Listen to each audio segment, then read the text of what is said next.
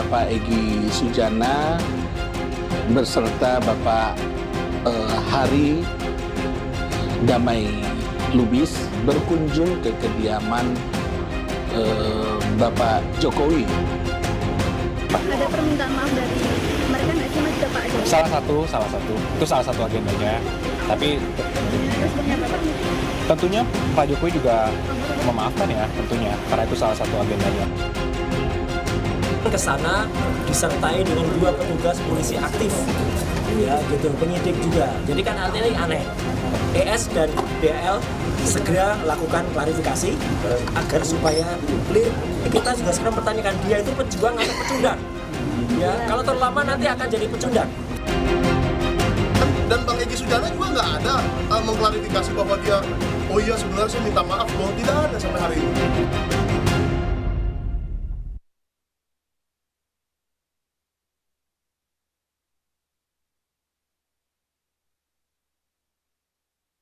Jika sebelumnya para pelapor dugaan ijazah Jokowi bergerak dalam satu barisan, kini mencuat kabar sebagian dari mereka mulai berbeda jalan. Penggugat ijazah Jokowi yang juga telah ditetapkan sebagai tersangka pencemaran nama baik terkait isu ijazah Jokowi, Egy Sujana dan Damai Hari Lubis 8 Januari lalu menemui Jokowi di Solo.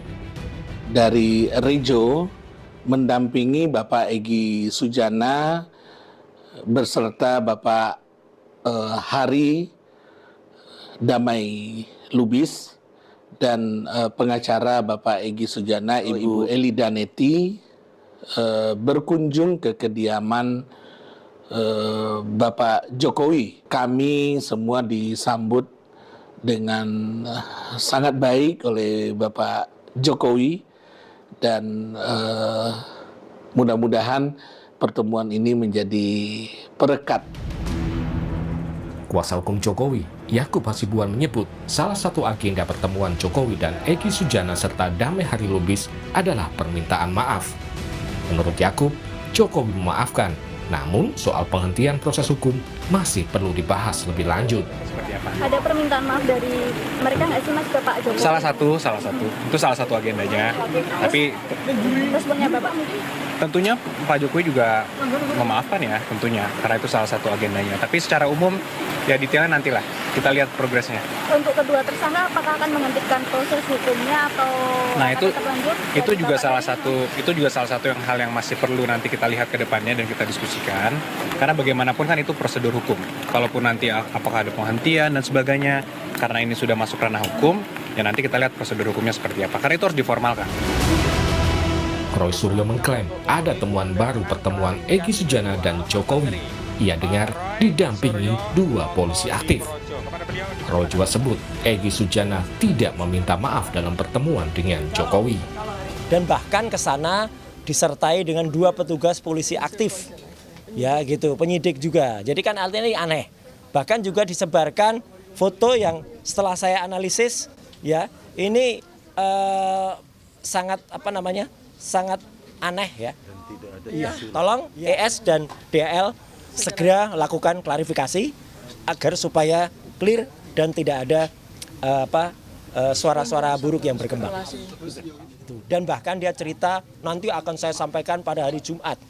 Kenapa tunggu lama-lama hari Jumat? Kritik saya jangan terlalu lama karena supaya orang itu tidak kemudian pertanyakan. Jadi kita juga sekarang pertanyakan dia itu pejuang atau pecundang. Ya, kalau terlalu lama nanti akan jadi pecundang. Pernyataan Roy Suryo diperkuat oleh YouTuber Sentana TV Michael Sinaga yang mengaku telah berbicara langsung dengan Egy Sujana. Tapi tidak etis lah kalau saya menyebutkan. Biarlah nanti kepolisian yang mengklarifikasi apakah benar ada 2 polisi yang mengantarkan seorang terlapor menemui pelapor. Nah, 2 orang tuh, ada 2 orang. Tersangka ya, dia sudah tersangka sekarang. Nah, pertanyaannya yang kedua, apakah di situ ada permintaan maaf? Bang Egy Sujana mengatakan ke saya tidak ada permintaan maaf.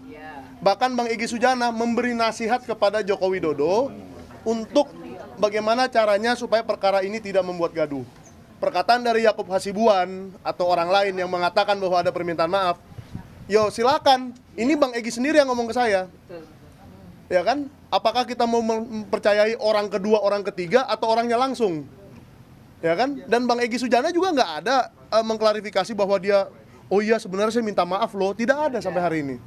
Jadi omongan saya itu benar bahwa di saat kabar Egy Sujana sowan ke Jokowi, Roy Suryo justru semakin mempertegas perlawanan dengan melaporkan 7 pendukung Jokowi ke Polda Metro Jaya.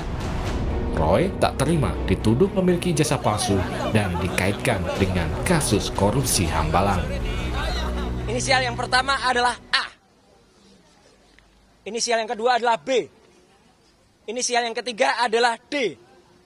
Inisial yang keempat adalah F. Inisial yang kelima adalah L, inisial yang kelima adalah U, dan inisial yang 6 adalah U, dan inisial yang ke-7 adalah V. Jadi memang ada 2 klaster. Klaster yang pertama saya dituduh berijazah palsu. Ya. Jadi ijazah saya dari S1 dari UGM ini dituduh palsu. Kemudian ijazah S2 saya dari UGM juga. Ini silakan diuji. Silakan diuji juga. Ini saya magister kesehatan, makanya di belakang saya ada MKes-nya. Dan saya S3. Kenapa saya perlu tulis S3? S3 inilah saya memutuskan untuk mengundurkan diri dari partai karena saya sekolah menempuh S3 ini. Saya dituduh melakukan korupsi di proyek Hambalang. Ya. Saya justru mengundurkan diri dari partai itu karena mau sekolah tadi. Kasus ijazah Jokowi juga meluas ke ranah kepartaian. Partai Demokrat merasa difitnah oleh akun-akun media sosial yang menuding SBY atau Partai Biru sebagai aktor intelektual di balik gerakan isu ijazah palsu. Demokrat melayangkan somasi ke akun-akun media sosial tersebut. Sementara itu, politisi PSI Ade Armando menilai somasi yang dilakukan Partai Demokrat yang diikuti pelaporan Roy Suryo terhadap pendukung Jokowi justru makin menguatkan dugaan Demokrat berjalan bersama Roy Suryo untuk menyerang Jokowi. Sementara Demokrat tegas menyatakan SBY dan Partai Demokrat tidak terlibat dalam isu ijazah Jokowi. Partai Demokrat pantas malu, dan apa yang dilakukan Partai Demokrat ini justru memperkuat dugaan bahwa sebenarnya di belakang atau bersama-sama dengan Roy Suryo, yang ingat Roy Suryo adalah mantan wakil ketua umum Partai Demokrat.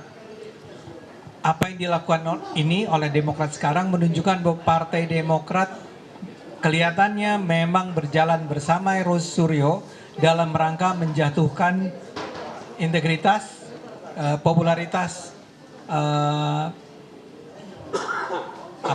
Pak Jokowi. Pak SBY tidak terlibat dan tidak pernah berada di balik isu ijazah Pak Jokowi.